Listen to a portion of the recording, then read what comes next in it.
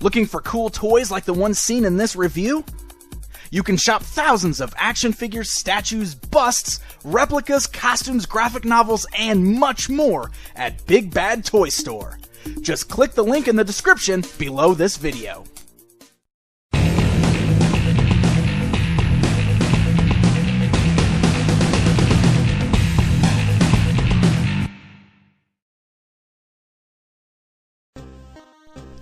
Hey guys, I'm Pixel Dan, and this is a review of the NECA Gremlins Series 1, George. That's right, I'm going to continue my look at these awesome Gremlins figures from NECA based on the Gremlins 2 movie. Next up here is George. George comes in that same style clamshell packaging that we've seen all of these NECA Gremlins figures come in so far. It's got that bright white background, fully showcases the figure within. And on the bottom of the clamshell there is a little insert that's got an image of George along with the Gremlins logo. Now the back of that packaging has a close-up shot of the George action figure. And then on the bottom down there, we've got a look at all of the other different Mogwai and Gremlins action figures produced by NECA.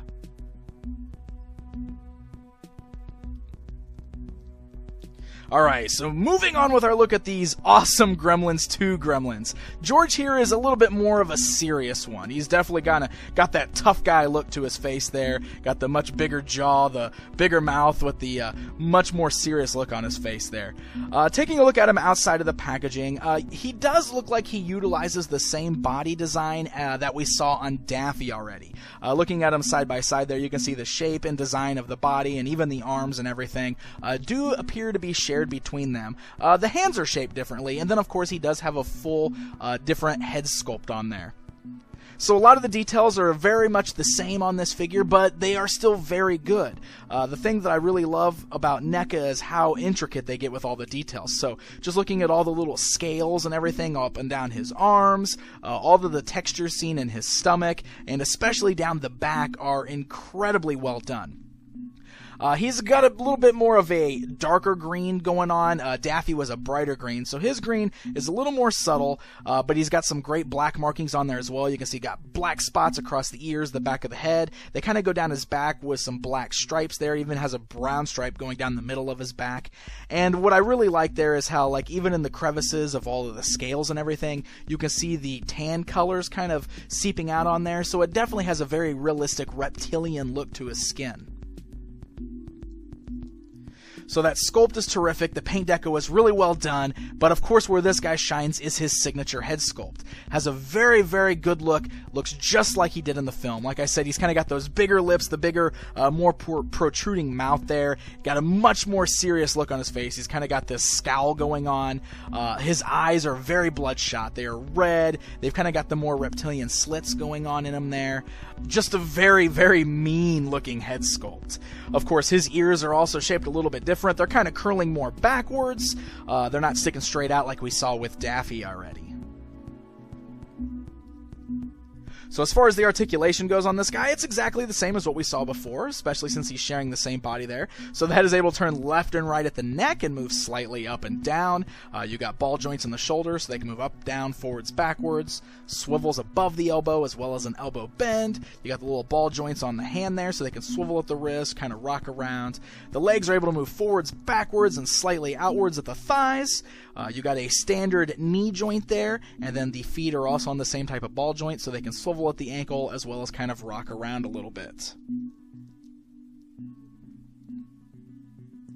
Now George here only comes with one accessory, which is the cigar, because of course George here is a tough guy.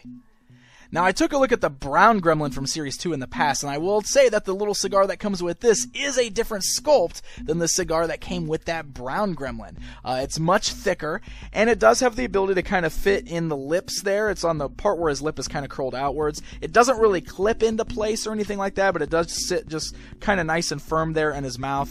It is easy to knock out, so if you're going to display him there, you're not going to want to move him around too much, but he definitely does have a very tough guy look with that cigar hanging out of his mouth.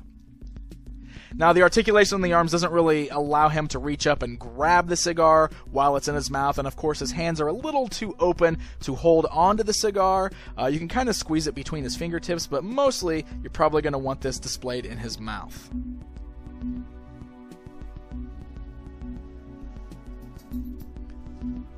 So there you go, guys. There's a look at the Gremlins George figure. It's another figure that I'm very happy with. Even though he does pretty much share the same type of body that we saw with Daffy already, it makes sense. I mean, they are all the same species after all, and the paint deco and everything is enough to make him look like a completely different character, especially with that different head sculpt there. I really love the look on his face. It's a terrific sculpt all around, and of course the little cigar is a nice added touch. Until next time.